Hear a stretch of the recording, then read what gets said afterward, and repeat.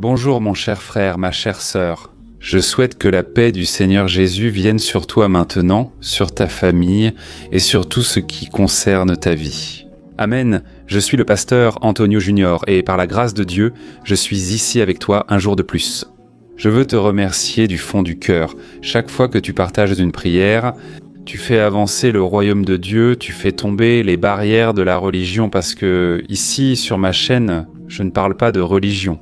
Alors, il est très important que tu partages non seulement avec ton groupe d'amis, avec les gens de ton église, mais aussi avec des personnes qui n'ont jamais entendu la parole. Et ici, nous allons apprendre un peu sur l'Évangile. Chaque jour, j'apporte un enseignement de manière simple et pratique, tout cela pour te fortifier. Frères, la Bible dit dans le livre des Hébreux, chapitre 10, que nous ne devons pas cesser de nous rassembler en tant qu'Église. Il n'est pas dit dans l'Église, mais comme Église. Et tu sais quand cela arrive, quand toi et moi, nous nous réunissons pour chercher le Seigneur dans l'unité. C'est très important, frère, parce qu'aujourd'hui, beaucoup de personnes ont cessé d'avoir ces moments ici de communion, d'apprentissage dans la parole. Peu de gens se réunissent aujourd'hui pour prier. Et je sais que tu as peut-être déjà ton église, ou peut-être que tu n'en fréquentes aucune. Mais ici, cela a aussi été un culte. Amen. Pas que cela remplace la réunion dans ton église, mais ici, cela a été une forme de culte, où nous cherchons Dieu, nous cherchons à apprendre sa parole et nous prions ensemble. Amen. Alors, je vais apporter un enseignement ici que je pense que tu as déjà envisagé à un moment de ta vie. Comme ce serait bien, fais attention. Comme ce serait bien si Jésus était ici avec nous physiquement. Y avez-vous déjà pensé, mes frères? Je l'avoue, moi oui, plusieurs fois. Ce serait tellement plus simple, n'est-ce pas? Si Jésus était ici à notre époque, on pourrait peut-être penser comme ça. À l'époque de Jésus, c'était très facile parce que les gens pouvaient voir comment Jésus réagissait. Les gens pouvaient voir les miracles. Et cela suscitait une foi chez les gens, chez les plus perdus, chez les plus nécessiteux, parce qu'ils voyaient Jésus agir. Mais je veux vous dire qu'aujourd'hui, frères, Jésus est parmi nous et plus encore, il peut être en vous. Je vais vous expliquer comment cela se passe, comment Jésus entre dans votre cœur. Vous allez voir que c'est plus facile que vous ne l'imaginez. Et vous allez voir qu'il est bien plus réel que vous ne l'avez jamais imaginé. D'accord? Nous commençons avec le message d'aujourd'hui. Avant, je vais juste vous demander de vous abonner à ma chaîne. Cliquez sur ce bouton en bas, s'abonner. Vérifiez si vous vous êtes déjà abonné. Et à côté, une petite cloche va apparaître. Il est très important que vous cliquiez sur cette cloche et que vous sélectionniez l'option toutes pour ne manquer aucune vidéo que je publie. D'accord? Alors mes frères, comme je vous le disais, pour nous ce serait beaucoup plus confortable, bien mieux. Si nous avions Jésus ici à la maison, là où vous travaillez, dans votre voiture, mais je veux te dire que Jésus pense différemment. Jésus, lui, croit que son esprit, le Saint-Esprit de Dieu, c'est mieux qu'il soit avec nous, parce que le Saint-Esprit est illimité. Et pendant que Jésus était ici sur terre, il avait ses limites, parce qu'il s'est incarné dans un corps humain, n'est-ce pas? Donc Jésus ne pouvait pas être partout en même temps. Bien sûr, Jésus avait certains attributs divins, parce qu'il était homme, mais il était Dieu, évidemment. Alors, la Bible dit même que Jésus savait ce qui se passait dans le cœur des gens, même avant qu'il n'ouvre la bouche. C'est un attribut divin, l'omniscience. Il savait ce qui se passait dans l'intimité des gens, mais en même temps, Jésus ne pouvait pas être partout, n'est-ce pas? Et c'est pour cela qu'il a dit à ses disciples qu'il valait mieux qu'il s'en aille, qu'il ressuscite rapidement, afin que le Saint-Esprit vienne être avec les gens, et alors, oui, le Saint-Esprit ne serait pas seulement avec les disciples et avec nous, mais en nous. Frères, cela change tout, mais souvent, nous ne l'apprécions pas, n'est-ce pas? Nous préférerions bien plus vivre à l'époque de Jésus qu'aujourd'hui, alors que nous avons un grand privilège. En réalité, ce mystère du Saint-Esprit, venant habiter en nous, est quelque chose qui n'a été révélé qu'à cette époque, après la venue de Jésus, sa mort et sa résurrection. Les prophètes dans l'Ancien Testament, de grands hommes et femmes de Dieu, aspiraient, rêvaient de ce moment que nous sommes déjà en train de vivre. Amen. Alors, je vais te lire ce qui est écrit dans Jean chapitre 16, verset 7. Regarde ce que Jésus a dit aux disciples. « Je vous dis la vérité, il vaut mieux pour vous que je m'en aille, car si je ne pars pas, le Consolateur ne viendra pas vers vous. Mais si je pars, je vous l'enverrai. Amen. Frères, nous devons comprendre que le Saint-Esprit est la même personne que Jésus, c'est l'Esprit de Jésus. La Bible le dit. Alors le Saint-Esprit, il a ce rôle de révéler Christ en vous. Il va vous rappeler chaque parole que Jésus a dite. Il va te consoler, te fortifier et surtout, il va te convaincre du péché, de la mort et du jugement. C'est ce que dit la Bible. Alors quand tu te sens mal après avoir péché, après avoir commis une faute, en réalité, c'est le Saint-Esprit qui est en train de te convaincre. En réalité, il ne fait pas que te déranger, il est en train de te convaincre. Regarde, tu suis ce chemin, prends plutôt celui de Dieu. Amen. Alors la culpabilité, en réalité, peut être quelque chose de très bon quand tu pèches, quand tu fais quelque chose de mal, parce que cela te ramène dans la présence de Dieu, à condition que tu écoutes la voix du Saint-Esprit, d'accord ? Beaucoup, tant qu'ils vivent dans le péché, refusent d'écouter la voix du Saint-Esprit. Elle semble lui couvrir la bouche en disant « Je ne veux pas entendre ta voix. Je veux faire ce qui est dans mon cœur. » Frère, c'est un grand danger car plus vous vous impliquez dans le péché, plus votre cœur s'endurcit, plus vous ouvrez de brèches à l'ennemi. Alors nous devons faire très attention pour ne pas tomber dans la tentation. Et c'est le Saint-Esprit qui nous fortifie, c'est-à-dire que vous devez lui laisser de la place pour agir dans votre vie. Gloire à Dieu. Frères, comme je l'ai dit, aujourd'hui Jésus est non seulement près de nous, mais aussi en nous, ce qui change tout. Mais lorsque Jésus était avec les disciples, il voulait leur apprendre à vivre par la foi. Parce que, réfléchissez avec moi, frères, les disciples marchèrent avec Jésus toute la journée. C'était beaucoup plus facile pour eux que pour les autres personnes parce qu'ils apprenaient avec le Maître. Ils voyaient, c'est la réaction de Jésus. Ils voyaient les bons moments, les moments difficiles. Ils voyaient ça, comment Jésus réagissait dans chaque situation et Jésus voulait les former. Pourquoi ? Il a lui-même dit « Regardez, je vais auprès du Père et vous ferez même des œuvres plus grandes que moi, parce que je ne vais pas rester ici tout le temps. » Et Jésus voulait qu'il poursuive son ministère. C'est pourquoi, à un certain moment, il a dit « Regardez, vous irez 2 par 2 dans les villages et vous annoncerez la parole de Dieu. Vous chasserez les démons, guérirez les malades, comme je l'ai fait. Vous l'avez déjà appris avec moi. » Mais sans frère en tête, les disciples, bien souvent, n'avaient pas conscience que, même si Jésus était loin, ils pouvaient prier Jésus. Tu comprends cela ? Je vais te donner un exemple ici. La Bible parle d'un homme qui était un centurion. Il était le chef de l'armée romaine. Et il avait un de ses serviteurs qui était chez lui, et ce serviteur était très malade, il était très souffrant. Et il a dit à Jésus, « Jésus, je ne suis pas digne que tu entres dans ma maison. Je ne le mérite pas, mais si tu dis donc seulement une parole, je crois qu'il sera guéri. » À ce moment, Jésus se tourne vers la foule et dit « Regardez, même en Israël, je n'ai pas trouvé une foi pareille. » Ensuite, après cela, Jésus a guéri cet homme d'une seule parole qu'il a prononcée à distance. Et là, la question se pose, n'est-ce pas ? Est-ce que si les disciples invoquaient Jésus à distance, Jésus les exaucerait ? Réfléchis avec moi, tu y as déjà pensé ? Si les disciples criaient « Jésus, viens nous aider », Jésus irait-il les secourir ? J'en suis certain, car il n'était pas différent des autres. Et si les autres personnes criaient à distance, comme nous le faisons aujourd'hui, Jésus viendrait certainement à notre secours. Et maintenant, je vais vous raconter quelque chose qui s'est passé dans un épisode très intéressant, que vous avez peut-être déjà entendu dans votre vie. La Bible raconte que Jésus un jour enseignait les foules et qu'il a multiplié les pains et les poissons. D'accord ? Jésus a accompli un miracle merveilleux et, après ce miracle, la foule était restée encore plus aux pieds en coup de Jésus. Il voulait être avec le Christ, mais cette fois, pas pour voir les miracles, mais parce qu'il voulait que Jésus les nourrisse, qu'il pourvoie à tous leurs besoins. C'est alors que Jésus a décidé de s'éloigner. Pourquoi ? Tout d'abord en pensant aux disciples, parce que les disciples, ils pourraient se faire des illusions avec tous ces miracles et commencer à penser qu'ils étaient meilleurs que les autres, qu'ils faisaient des parties d'un groupe sélect. Et cela pourrait vraiment enorgueillir leur cœur. Ils pourraient devenir fiers, orgueilleux, tu comprends ? Alors Jésus a décidé de les épargner.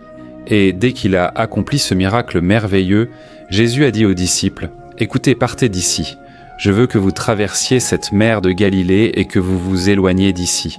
Pendant ce temps, je vais rester ici. » Autrement dit, Jésus entraînait déjà les disciples à rester un peu plus éloignés de lui. Tu comprends, c'est mon takage, physiquement. Et je vais te lire ce qui s'est passé là dans Matthieu, chapitre 14, versets 22 à 24. Regarde ce qui est écrit juste après la multiplication des pains et des poissons. Jésus insista auprès de ses disciples pour qu'ils retournent dans la barque et traversent de l'autre côté de la mer pendant qu'il renvoyait les foules. Après avoir renvoyé les gens chez eux, Jésus monta seul sur la montagne pour prier. Fais attention, quand la nuit tomba, il était encore là, seul. Pendant ce temps, les disciples, loin de la terre ferme, luttaient contre les vagues, car un vent très fort s'était levé. Regardez ça, frères. Ici, Jésus priait seul, et il a tenu à rester loin des disciples. Parce qu'il y a des moments, frères, où il est important pour nous aussi d'être seuls. Vous savez, Jésus connaissait cette importance, car c'est à ce moment-là que vous avez plus d'intimité avec le Père. Quand vous êtes devant les gens, souvent vous ne vous ouvrez pas comme vous le devriez. Ou même les disciples n'avaient pas la maturité que Jésus avait. Ils auraient pu se comparer ou simplement observer Jésus prier. Jésus voulait un moment seul. C'est alors, sur la montagne pendant sa prière, qu'il s'est produit quelque chose d'inhabituel. Les disciples étaient maintenant dans le bateau. Jésus avait déjà insisté pour qu'ils partent. Et une forte tempête est arrivée, mes frères, un vent très fort s'est levé. Les vagues venaient contre le bateau. Et peut-être que vous pensez, waouh, mais Jésus a fait ça avec eux, Jésus les a laissés abandonner. Frères, regardez comme c'est intéressant. Là dans Marc, chapitre 6, verset 48, Marc apporte un point de vue intéressant. Et il a dit ceci. Oh, Jésus a vu qu'ils étaient en difficulté, ramant avec force et luttant contre le vent et les vagues. Autrement dit, frère, Marc, il est même allé jusqu'à dire que Jésus, là-haut sur la montagne, même avec cette tempête, même avec ce mauvais temps, c'était déjà l'aube. Jésus a vu qu'ils étaient en difficulté, ramant de toute leur force et luttant contre le vent et les vagues. Ici, je comprends, frère, qu'en réalité, il est fort probable que Jésus n'ait pas vu de ses yeux naturels, parce qu'il se trouvait sur une montagne très haute. C'était une tempête, mais Jésus a vu en esprit. Dieu le lui a révélé, c'est ce que je crois, et Jésus est alors allé à la rencontre des disciples. Tu comprends ? Jésus, lui aussi, il te voit, même si tu traverses une vallée, un désert, une tempête. Jésus sait ce qui t'arrive, même si tu penses que non. Parce qu'aujourd'hui, tu es témoin de quoi ? Des problèmes, n'est-ce pas ? Tu ne vois que des problèmes, des difficultés. Et tu ne vois pas Dieu agir dans ton histoire, mais en réalité, il t'observe. Il te voit dans ton désert, dans ta difficulté. Amen. Tu crois à cela ? Écris ici alors dans les commentaires. Dieu, je crois que tu es dans ma vie. Ou alors, Dieu, je crois que tu vas me délivrer de cette tempête. Gloire à Dieu. Frères alors, Jésus voit le moment difficile que nous traversons. Ce n'est pas par hasard que tu es ici. Dieu t'a déjà conduit vers sa parole pour que tu apprennes sa parole. Alors, c'est le moment où tu apprends à vivre par la foi. Et je vais te donner un secret ici. Plus tôt tu apprendras à être ami avec la foi, plus tôt tu apprendras à avoir ce style de vie, cette manière de vivre, où tu ne vois pas avec les yeux naturels, mais tu vois avec les yeux spirituels. Plus tôt tu apprendras cela, plus tu seras heureux, plus tu seras en paix, sachant que Dieu contrôle tout, qu'il prend soin de toi. Amen. Alors Jésus a vu en esprit que les disciples traversaient des épreuves. Et là, nous revenons à la même question. Est-ce que Jésus aurait répondu aux disciples s'ils avaient recommencé à prier en disant « Jésus, viens nous secourir ». J'en suis certain. Mais la vérité, c'est que les disciples n'avaient pas encore cette conscience. Ils pensaient que Jésus devait être près d'eux, tu comprends ? Et à cause de cela, Jésus a décidé d'aller vers eux. Mais en réalité, la Bible raconte dans le livre de Marc que Jésus était en train de passer près d'eux. Parce qu'en réalité, Jésus voulait déjà montrer aux disciples qu'ils devaient déjà être devant. Alors Jésus s'arrête et il se dirige vers leur barque. Je vais te lire ce qui est écrit dans Matthieu chapitre 14, versets 25 à 32. Fais bien attention. Aujourd'hui, tu vas apprendre quelque chose de très intéressant ici. Regarde ce qui est écrit. Et vers 3 heures du matin, Jésus est allé vers eux, marchant sur les eaux. Quand les disciples l'ont vu marcher sur les eaux, ils ont été terrifiés. c'est un fantôme !» crièrent-ils, remplis de peur. Mais immédiatement, Jésus leur dit « N'ayez pas peur, courage, c'est moi. » Alors Pierre a crié « Si c'est vraiment vous, Seigneur, ordonnez que j'aille vers vous en marchant sur les eaux. » Et Jésus répondit « Alors viens. » Alors Pierre descendit de la barque et marcha sur les eaux en direction de Jésus. Mais lorsqu'il remarqua le vent fort et les vagues, il fut terrifié, commença à couler et cria « Seigneur, sauve-moi !» Aussitôt, Jésus tendit la main et le saisit. « Comme ta foi est petite, dit-il. Pourquoi as-tu douté ?» Et lorsqu'ils montèrent dans le bateau, le vent s'arrêta. Amen. Frères, regardez comme c'est intéressant ici. C'est peut-être quelque chose à laquelle vous n'avez jamais pensé. Jésus était ici maintenant, marchant sur les eaux pour rejoindre les disciples. Ils ont eu très peur, pensant voir un fantôme, mais Jésus a dit « N'ayez pas peur, c'est moi le Christ ». Alors Pierre a dit « Jésus, donne-moi un ordre pour que je marche sur les eaux. Je veux vivre cela aussi. » Jésus répondit « Viens, Pierre. » Quand il parlait, c'était comme s'il bâtissait un pont. Tu comprends ? Sur les eaux, parce que la parole de Dieu, elle est vie, elle produit la vie.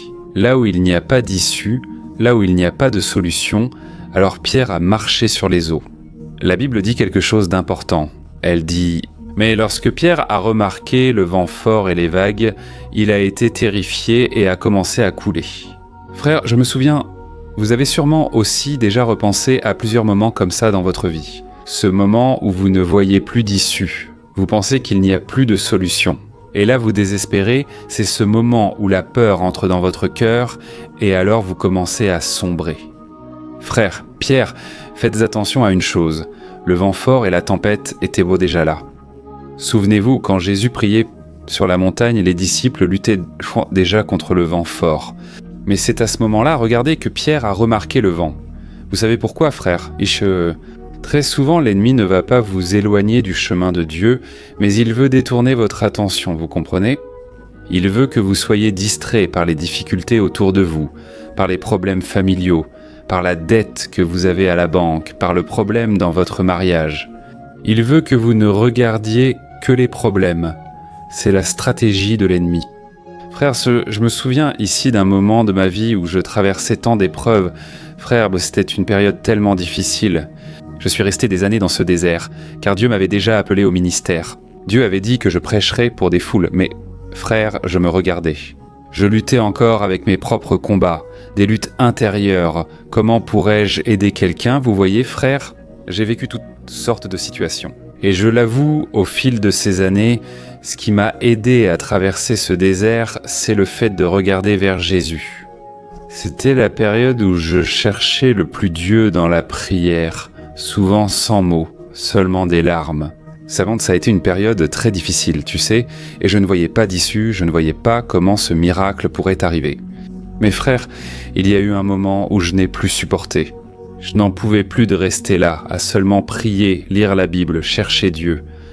Vous savez ce qui s'est passé ? J'ai mis fin à une relation avec une jeune femme, enfin c'est elle qui a rompu avec moi, elle ne voulait pas d'une relation à distance, et tout ça m'a vraiment fait toucher le fond.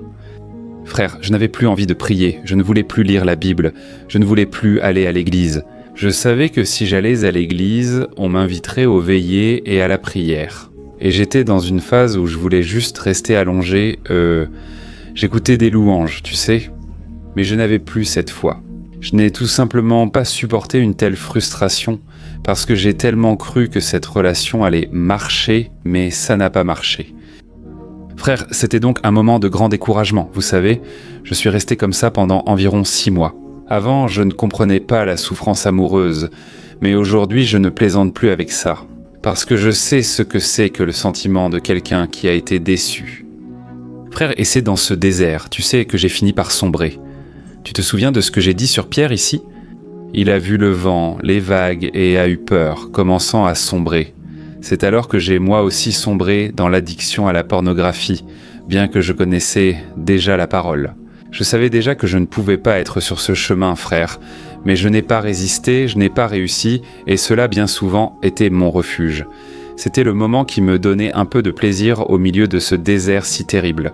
Frère, ce qui m'impressionne le plus, c'est que, même en passant par tout cela, Dieu n'a pas alourdi sa main sur moi. Dieu ne m'a pas accusé, mais il m'a vu, tu sais, il m'a vu lutter contre cela. De la même manière que Jésus était là sur la montagne en train de prier, il a vu les disciples traverser des difficultés, et Dieu m'a alors offert une échappatoire.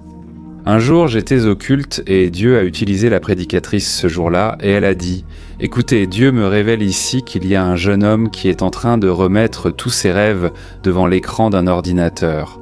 Il est prisonnier d'un péché qui ne le laisse pas respirer. » Frère, cette femme a commencé à dire des choses que seul moi je savais. J'avais honte d'en parler aux gens, parce que je me disais « Je connais déjà la parole. Ce n'est pas juste que je fasse ce que je fais. » Le sentiment de culpabilité était terrible, frère.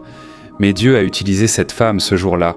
Et ce jour-là, je me suis profondément repenti et j'ai demandé « Seigneur, aide-moi à marcher de nouveau sur les eaux.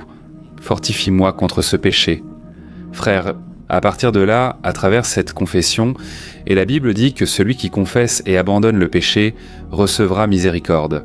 Et la miséricorde de Dieu m'a atteint. Et grâce à Dieu, je suis ici pour te dire « N'abandonne pas ».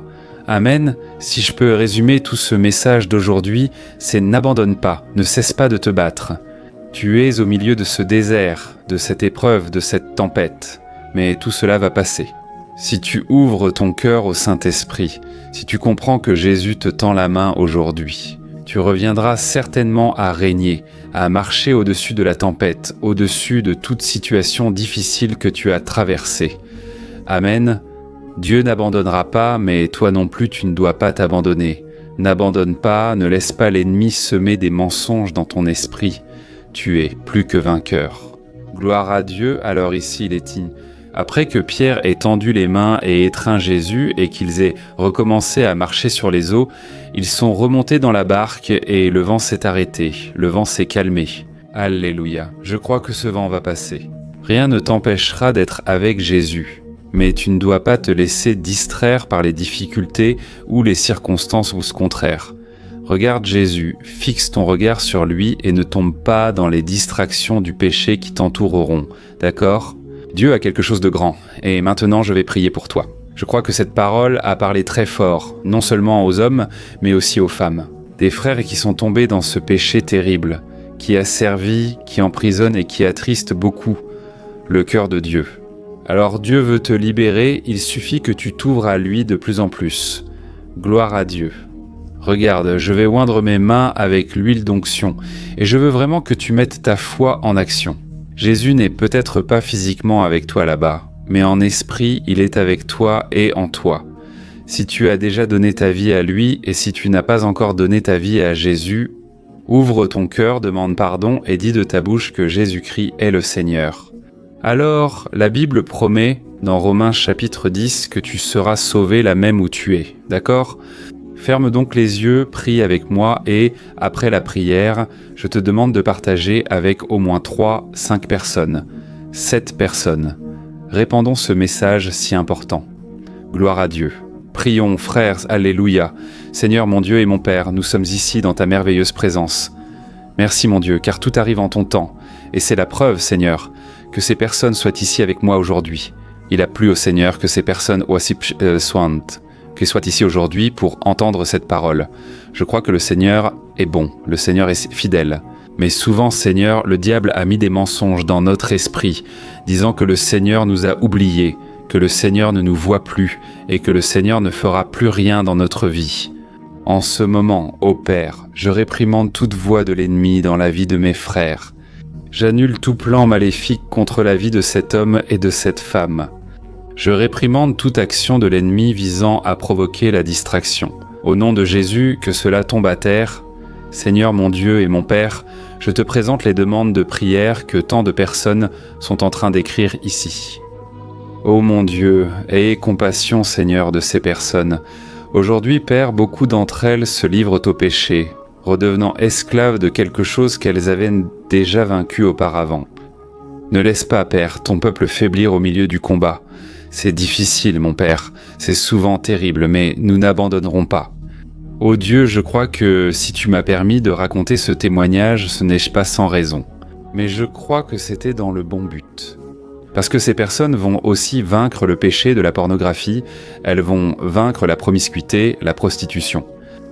Il y a des personnes d'ici, mon Père, qui ont un appel fort, un appel pour être pasteur, prédicateur, missionnaire, mais aujourd'hui, malheureusement, elles se livrent à ce péché. Jésus libère complètement cet homme et cette femme, libère-nous aussi, Seigneur, de la peur, de l'inquiétude, de l'angoisse. Nous voulons, mon Père, être libres et croire que le Seigneur est avec nous, au-dessus de toutes circonstances. Ô mon Dieu et mon Père, reste avec nous, Seigneur. Bénis chacun de nous et donne-nous une foi inébranlable, Seigneur. Il y a des personnes ici, mon Père, qui abandonnent leur mariage, il y a des personnes qui abandonnent leur étude, leur profession, leur travail. Ô Dieu, ne nous laisse pas succomber à la tentation, ne nous laisse pas prendre de décisions par nous-mêmes, mais en ce moment, nous remettons nos chemins entre tes mains. Guide nos pas, Seigneur. Interviens, mon Père, dans cette difficulté que la personne traverse. Combien de personnes ici, mon Dieu, en train de se noyer dans les dettes, c'est devenu une boule de neige. La personne n'en arrive plus à payer, à honorer ses engagements. Ô Seigneur, aie pitié, Père. Donne-nous la sagesse, la stratégie, que nous puissions écouter les conseils et les mettre en pratique.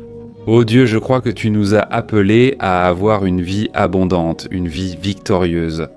Et en ce moment, j'étends mes mains et je te demande. Jésus guérit les blessures émotionnelles, guérit ces maladies. Jésus, je prophétise la guérison, je prophétise le miracle dans la vie de ce frère et de cette sœur. Je prophétise la délivrance complète. La bénédiction pour tous, toujours. Ô Seigneur, oint, Seigneur, chaque personne ici maintenant par la foi. Oint, Seigneur, car ta parole dit que l'onction du Seigneur brise tout joug. Ô mon Dieu, nous scellons cette prière avec foi, avec l'espérance que tu es déjà en train d'agir en notre faveur. Et nous n'allons pas reculer et nous n'allons pas cesser de lutter. Le Seigneur est pour nous et personne ne sera contre nous. C'est au nom de Jésus que je prie. Je te remercie déjà. Amen. Gloire à Dieu. Alléluia.